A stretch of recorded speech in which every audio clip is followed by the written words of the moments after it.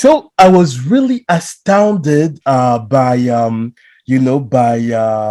the book because, like, first of all, the title, like, I knew the Ingrid who is a powerful light worker, as you said of me, because you are a builder, um a very brave and kind heart, and just a force to reckon with.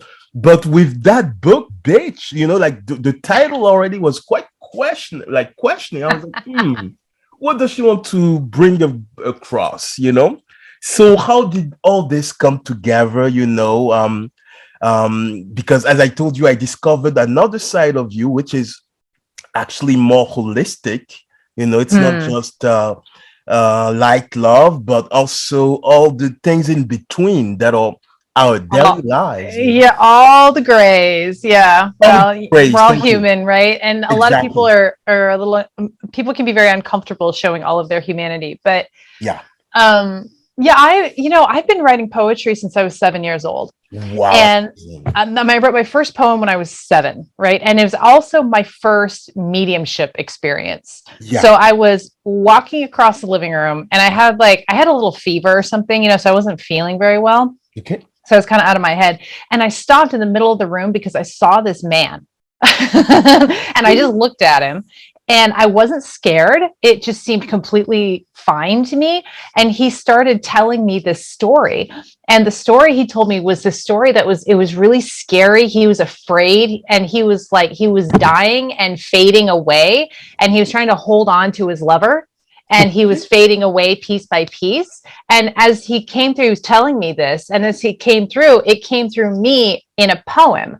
So I wrote it down as a poem when I was tiny, right? I mean, how Yeah. long had I been reading and writing at that point? And I Yeah. checked in with my mom recently. I'm like, was I really seven when that happened? Because that's pretty young. And she says, you really were seven. I was like, wow. Wow. So I wrote it down and I didn't think too much of it, except I thought, that's kind of cool. And I didn't have any like language or understanding at all of what had happened to me. I couldn't explain it. I couldn't talk about it because I just didn't understand it. And I Exactly. remember taking this piece of paper with a poem on it to my parents who were busy. They had three kids, the house was chaos and they were busy Yeah. trying to clean out the pantry or something. And I was like, Mom, Dad, I wrote a poem. And they're like, get out of here, kid. We're busy. I'm like, okay.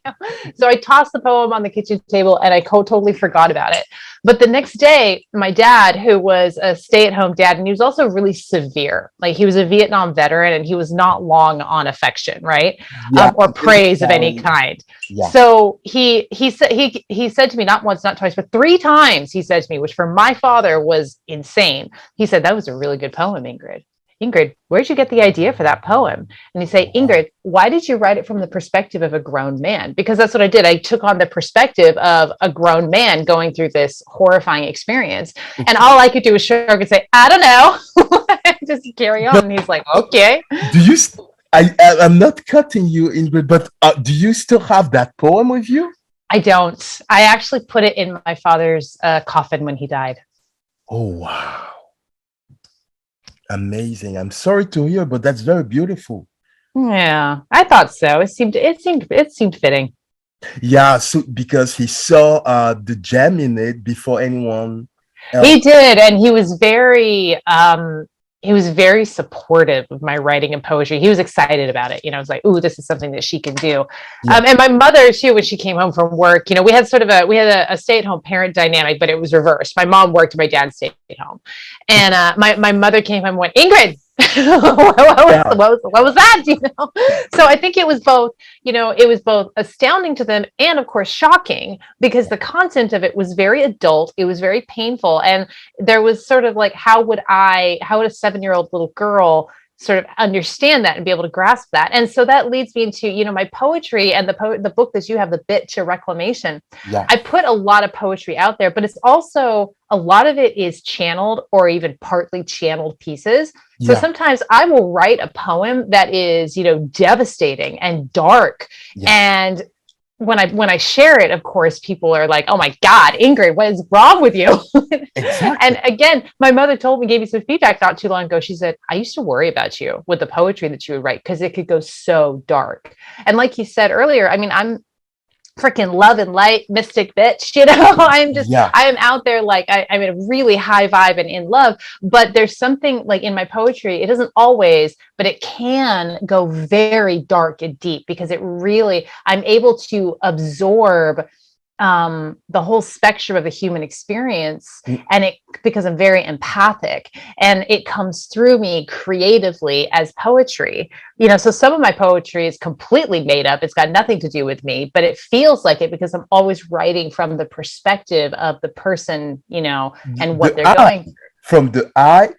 And I like that kind of polysemic sound of I, like the I, the ego, the personality of Mm-hmm. the identified individual with his, how could I say, his perception, and the I who cannot see himself, like the organic I, uh, Mm-hmm. so it's as if actually like your camera just uh Oh, exactly yeah. absorbing, observing, relaying. And sometimes I think Freud said some word that um one should not identify the author with the narrator, and that Oh, is yeah. exactly, that's a Yes. basic love Yeah. of creation, so how do you, I mean, that's very bold. How do you embrace all that? And even in your your posted poems at times, it's so lovely, it's so, highly ethereal, and then flop, it just in one like in one stanza or in one line, you go from heaven to hell and from hell to heaven. Right, right, Exactly. right. And I, for the most part, I don't really know, Mario. I've always known that poetry comes through me, even before I understood that I was a channel, that I could tap into more. Yeah. I always knew I always knew it's like, this doesn't feel like mine. It feels like it just comes through me. And I feel like I'm on a roller coaster. And, I will be inspired by something that I see in myself or like a piece of my experience. And then it will just come through in this like avalanche of like expanded, I guess not, this avalanche of depth. Like here's and it just depends on where I am and what I'm doing. And that's why I'm traveling full time. Part of the reason why I travel full time now is because the constant change to my environment is constantly inspiring me, inspiring new poetry. I mean, you and I are connected on Facebook, and we follow and love each other. So Yeah. sometimes you see me go through these like crazy creative phases where I will be posting poem after poem after poem after poem, and then it's like it'll just stop. Like, and we're Yeah. done for however long, maybe a day, maybe a week or two, and then it'll ramp up again. So for me, the creative process is very cyclical, and I'm really learning to just embrace that and roll with it. But the way that it's inspired is like, here's an example. Mm, I took my partner to Mendocino for his birthday, and that's on the coast of Northern California. It's an okay. absolutely phenomenal area. So we ended up getting a hotel room in the historic Mendocino Hotel, which was such a score because normally those rooms are stupid expensive. It's right there overlooking the ocean. It's been there forever. It's like the place to stay in Mendocino, right? Yeah. So we ended up getting a screaming deal on a room, and it was so funky. It was like they called it a quote European room. Okay. And it was like a little room and a sink, and then there were shared bathrooms out in the hallway. So it was like, okay, like this is fun. But when we were there, because it was so old, there was so much energy. There was like, there's a lot of like spirits and energy and old energies there, that I could really tap into. But honestly, Mario, a lot of the time I just kind of ignore it because I feel that stuff all the time, and it's like I don't need it to be interrupting my day. But I Yeah. was looking in the mirror, and this is a really good example of how my poetry is sparked by maybe something I see in my environment or something I see in myself, and Yeah. then it just goes into like a totally channeled piece, like it's like I'm bringing somebody else through. So I looked in the mirror, and I was looking at my face and in the morning, and I was noticing, developing these crow's eyes on my face. And I personally love my crow's eyes. Like I think they're like splay like wings at some point. I think that's really cool. So Yeah. for the most part, I'm really enjoying the aging process. And like, okay, this is cool, this is what we're doing, we're changing, we're shifting. But I was looking at it and I felt the energy of like panic and fear and that sadness that can come, especially for women with aging and their changing face, because we Yeah. put so much value on youth for women in the American culture anyway. And as I did that, I could feel some energy around me, something around me, some real pain around aging. And I ended up writing two poems inspired by the crow's eyes on my face and the aging face. And they Yeah. were not poems that were like, oh my God, this is freaking beautiful. This is so much fun. These were like dark, desperate, do you still love me kind of poems that came through me. Yeah. And while I could experience that in the moment because it was flowing through me, it was inspired. And then I hit on some energy that was in that hotel, I believe, and it came through me. I could feel it, I could empathize with it, but it's not really my full experience. Exactly. But that is very deep what you're saying, because as creators, as creatives, as builders, or how can I say, engineers of the mind or engineers of imagination, because um as wordsmith, we're programming, like we're making in our own right, so um I, how do you, after all that, find yourself? Because you work with so much energy, and obviously you're a master at reading, or just yeah, like excluding some energies, as you said, that could be very disruptive. you know Mm, how do you find yourself? I mean, we some artists maybe take like a very cold shower. I think there was a Russian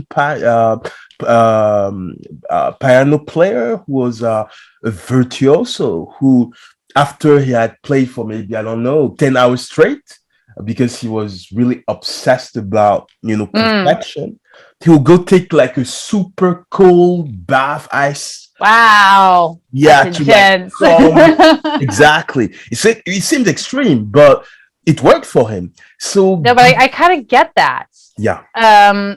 But so for me, it's actually really interesting that you ask that, Mario, because for the first 30 years of my life, Mm. I didn't know myself. I was completely lost. I mean, it was so bad that I dove into alcoholism. I struggled with addiction. I had to get sober. I was just, it was like I was chaos. Everything was chaos around me. That Yeah. was my first 30 years of experience. And the Like reason everyone for else, that, like every one of us, I guess. many people, but I was this ball of pain. Like I Mm. didn't know myself. I couldn't understand. I kept trying to be what I was feeling I should be based on the outside of me, based on what I thought other people wanted, based on the energies that I was feeling. Yeah. And, I didn't have any understanding that like it wasn't me.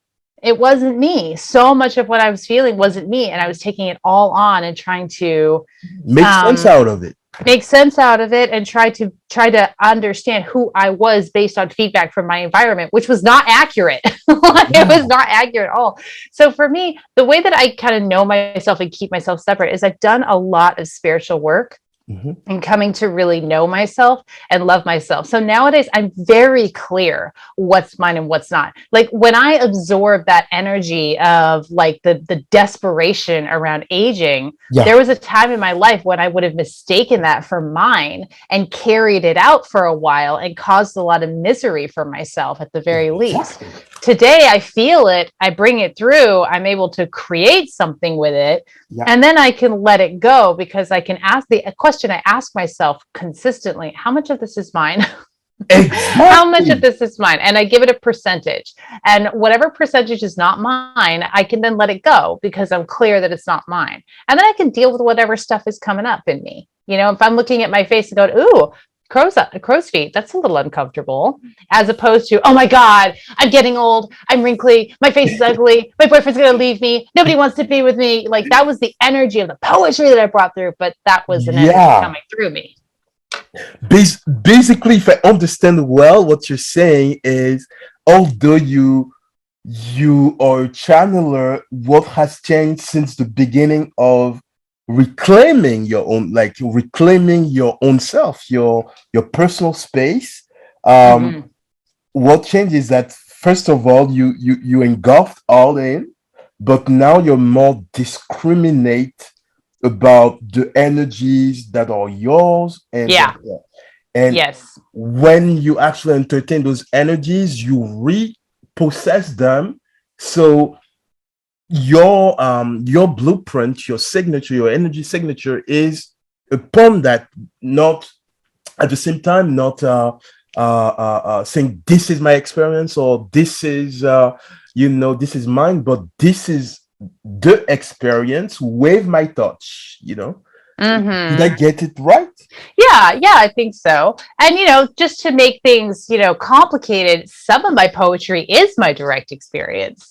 But you don't know which when I put it Yeah, out to there. add to the confusion.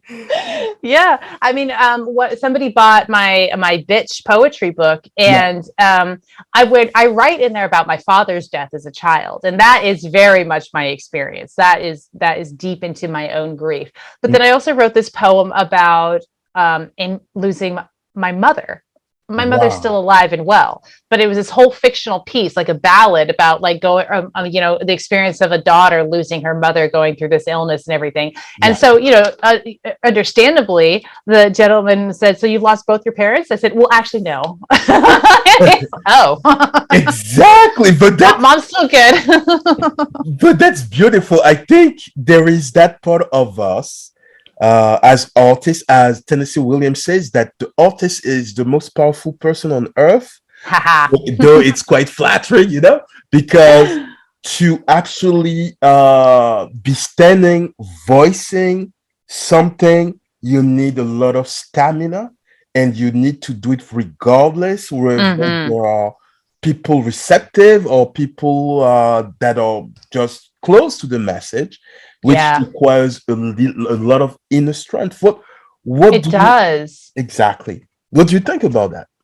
Yeah, I agree with you 1,000%. There are a lot of artists and writers and poets Yeah, who don't give the world their gifts yeah, because they are too scared to do it. It takes a crazy amount of courage to share your creative work with the world yeah, because it is you're exposing yourself. Even my fictional pieces are exposing me. yeah. I am raw, real, and naked. And I remember the first time I shared one of my poems publicly, I had a vulnerability hangover for like 2 days. Oh God, it was Yeah, that's a awful. leap of faith. That's a great It leap was of faith. huge. And now I do it all the time. But not people are provoked, rattled, and triggered by art, by Oh, writing, and they oh, will either be provoked with a love, like, oh my God, this yeah. is mind blowing, and sometimes they will be agitated. They'll be provoked by agitation. I have shared love poetry that has gotten me criticized and blocked immediately on social media. I mean, Wow. people get really angry sometimes at the poetry that I write because it is just tickling something inside of them that they Yeah, don't want to look at. And what they do is they project on the artist, they project on the writer and tell me yeah. I'm, horrible, bad, and dangerous. I mean, my poetry has gotten called dangerous before. It's like, I was like, okay, dude, Wow. calm down, cool your That jets. that means that you're winning. That means that you're aligned with your purpose because I don't see any kind of poetry that has really impacted us without triggering us in a way. Yeah. Even like I've noted like some poems. I think I read like the third, fourth of the book. But I Mm-hmm. noted some poems, if you may. On page 6, there was a poem I was like, wow, like, okay. So me too, I was like, where is she going with this? But I love it, so I think it's yeah, exactly. I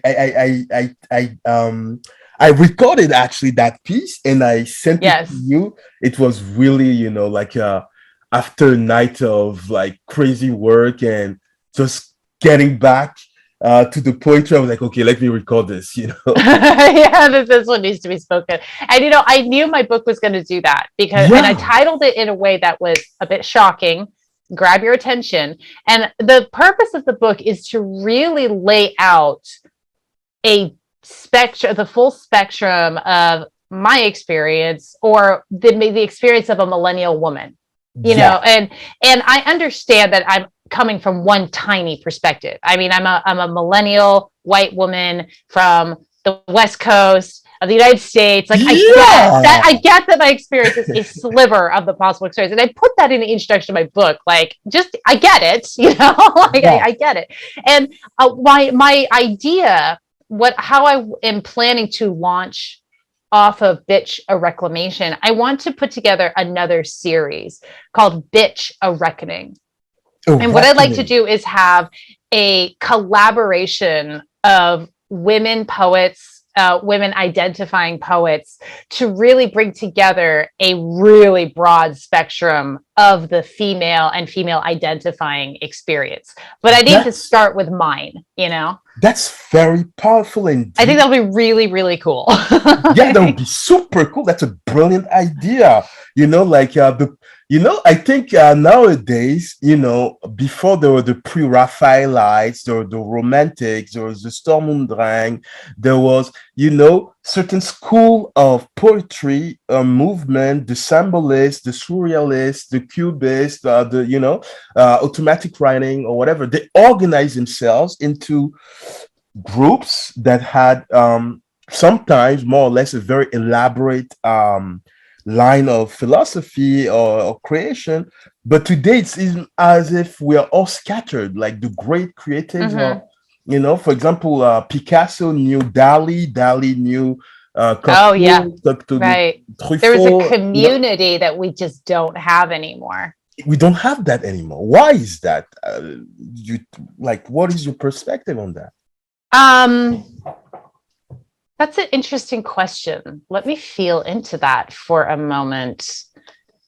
I guess, I guess I really feel like I can only answer that for myself. Okay. And for myself, my creative journey feels incredibly alone. And I don't mean lonely. Mm. I'm not lonely in my creative journey, but I'm super focused on my experience. Oh, yes. And when I'm in the thick of it, I guess it feels hard to pull myself out. At this point, it doesn't feel aligned to bring together a community. Yeah. Um, but I feel like that is coming because just kind of going to the spiritual side of my life. I'm a minister with the Bava Spiritual Mission. It's like Ex- my life's work to like be of spiritual service, as well as I'm finding I'm really diving in very, very deep to my creativity and my writing and poetry. And I'm not sure how it all comes together yet. It's still, both things feel a little like individual, separated right now, but yeah. I'm just kind of playing with that and seeing how that comes together. But from the spiritual side, it's like we are living in a whole new energy now than we Yeah. were before 2020. It's like we popped into something new, and it's really chaotic and crazy right now Yeah. because every time we expand, whether it's individually or as a collective, the old has to die and go away. And that's what's happening on the planet right now. And that's why we are thrown into such chaos around the globe.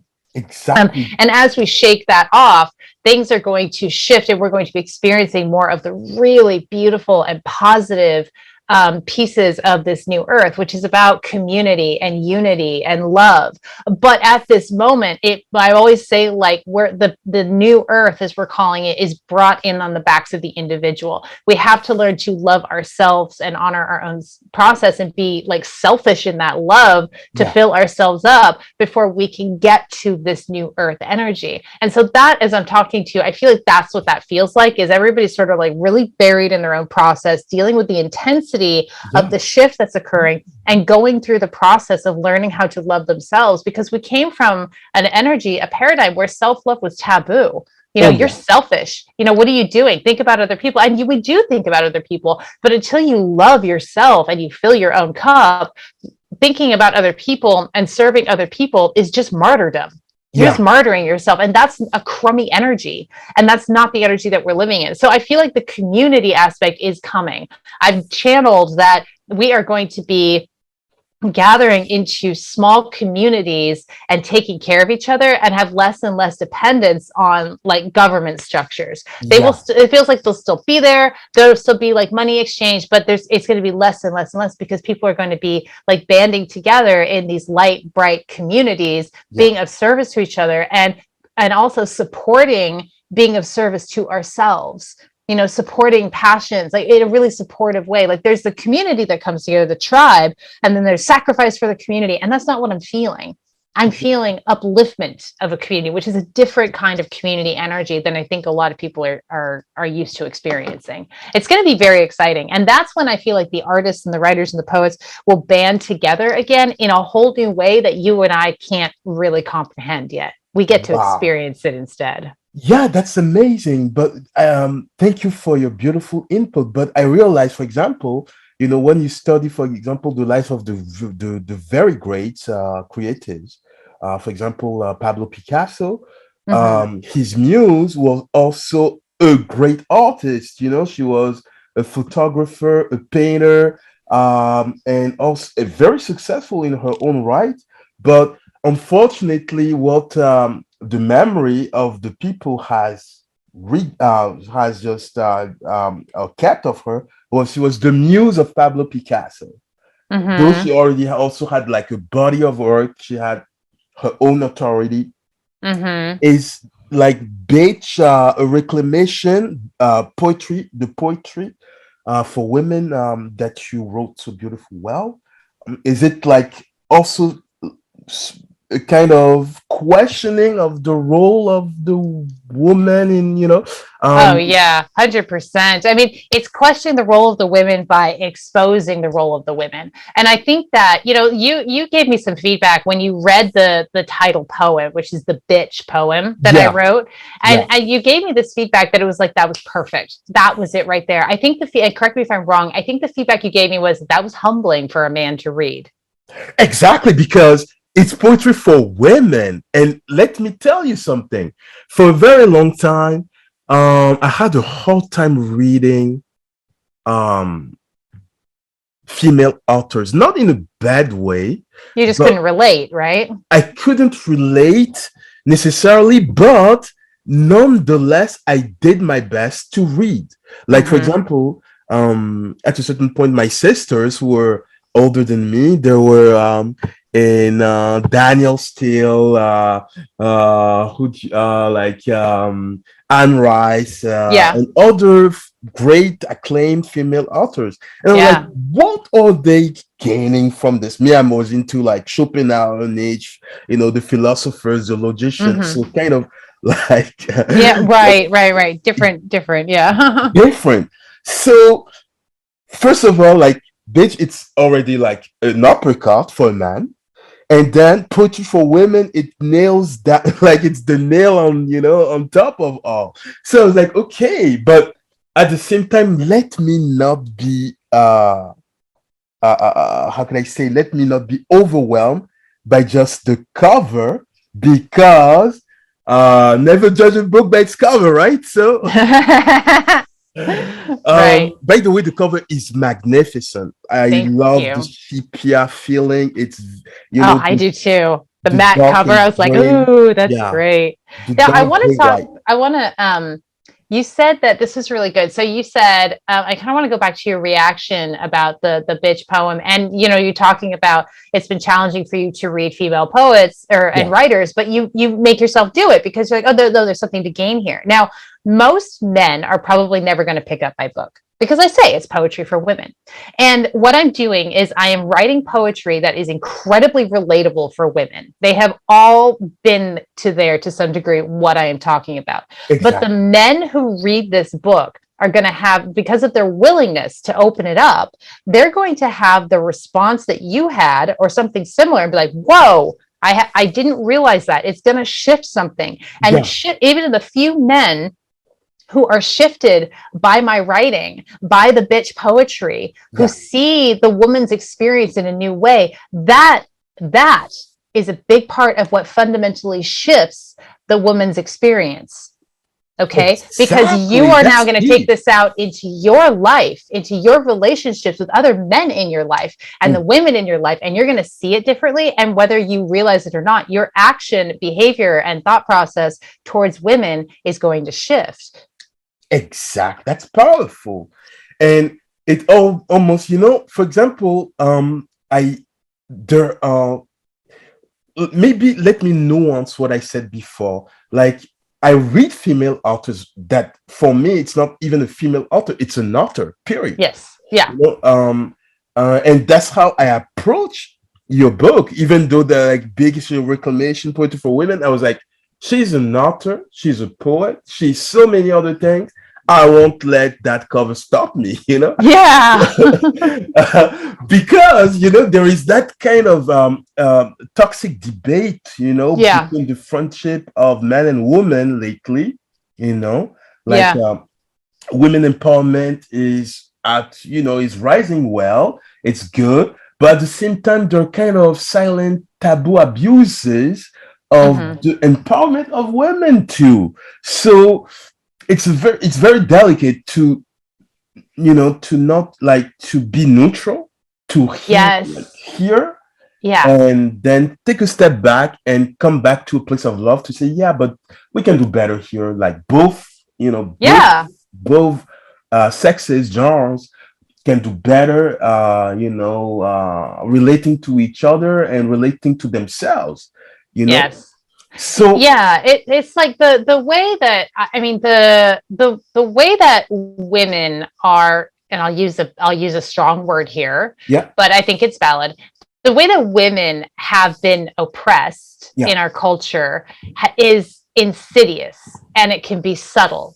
yeah, And when you have, typically as a woman, the experience I've had, and I think every other most other women that I know, when you have a conversation with your average man yeah, and try and explain the subtle insidious nature of the like oppression that yeah, a woman experiences day in and day out, a day in and day out, they yeah, don't get it, and that is not their fault, because they have been, for the most part, like they obviously don't get it because they have a very different experience. They've had their own conditioning and their own oppression that they're dealing with, oh so yeah, it's different. So there is a need to come together, and to come together to conversation with love, and maybe a bridge, you know, something like a fictional piece of poetry that yeah, speaks the truth but isn't personal. It isn't going like, this is your fault, you all men are treating us all badly, because it is also everyone's responsibility to stand in their power and to yeah, lift themselves up. yeah, But it's also everyone's responsibility to speak their truth and to listen to others speak their truth.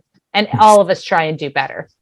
So I hope that my book, the Bitch Reclamation book, will have some positive impact in that arena. And I also hope that it's going to help women put language to their experience yeah. that they may not have been able to quantify with like words and thoughts and structures and containers. Amazing, amazing, amazing, Ingrid. It's always amazing to have you. You know, there are 4 minutes left. We can come back later on. Okay, Um, but for great. like the 4 remaining minutes, what would you like? You know, what would you want to voice out? A topic dear to you, dear to your heart, and then after that, we'll come back for the second session and so on. That sounds great. Well, you know, if you want, I do a lot. I just got a lot going on. Yeah. If people want to learn about me, they can go to my website, ingridhturner.com. My Okay. books are there. My spiritual work is there. I'm also all over social media. I'm like on every platform. It's Ingrid H. Turner everywhere. So Yeah, that's anybody amazing. listening, please come and connect with me. I love social media for that, because it's a way for me to like exercise my social butterfly muscles without Exactly. actually having to like take on a lot of energy. So That's social true. media That's is my true. jam, right? Yeah. And then, you know, what's really, I guess, what I'm coming to, I've been thinking about like, how do you encompass what I'm doing? And I think what I'm coming to, what's coming together for me, Mario, is Yeah. live your life free. It's all about freedom, freedom of expression, freedom Yeah. from conditioning, freedom from trauma, freedom from drama. And I'm just doing my best to be an example of that and to live my life free. I'm a mystic. I'm a poet. I do these things Yeah. full time, like for monies, right? And I'm Yeah. traveling full time. I don't even have a home. I'm nomadic, and I'm completely free. And I am trusting in divine spirit and myself and my intuition, and learning to love myself more. And no matter what I'm doing, that energy is funneled through everything, whether it's my poetry, doing Yeah. psychic readings for people, you know, Yeah. doing my churches on Saturdays, and whatever it is, It's about lifting up the individual at this point so that the individual can light up those around them. And in that way, we raise the frequency of the collective and we move into this incredible new earth, which is about community and unity and love and passion and building each other up and appreciating each other and taking care of one another and encouraging one another to take care of themselves instead of Yes. martyring themselves. It Yeah. just doesn't work like that anymore. So that's my jam. And I'm working on putting that in a nice little container and tying it up in a bow, but it's a lot and I haven't quite pulled it off, but Okay. that's what I'm doing. Oh, wow, that's amazing. And let me tell you how an inspiration you are for so much of us, starting by me. Like that you could, because when you started like going on the road like Jack Kerouac, Yeah. you were telling me that, and I was like, wow, that's amazing. And then you just did it, that's another level of freedom, really. Like, as you said, we are fundamentally nomadic. Sometimes you have to shake things up, Yeah. move around, Yes. to just find a new haven, a new perspective, a new Yeah. insight, Yeah. a new It's point. interesting you bring up Jack Kerouac because on my phone lock screen, I Yeah. have this quote by Jack Kerouac to remind me every single day about this. He says, Wow. be in love with your life every minute of it. Oh, wow. Yeah. That Thank you, Jackie. he's amazing. He's an It is amazing guy. amazing. He's an Yeah. amazing guy. He's an amazing guy. And I'm sure we'll like continue. We will continue the second part. Like there is 1 minute. What do you say? There is less than a minute. What do you say we come back and Sounds continue? good. Sounds good, Perfect. Mario. Thank you. All Thank you so much. You too, Ingrid. right. Thank you so much. Bye. Bye for now.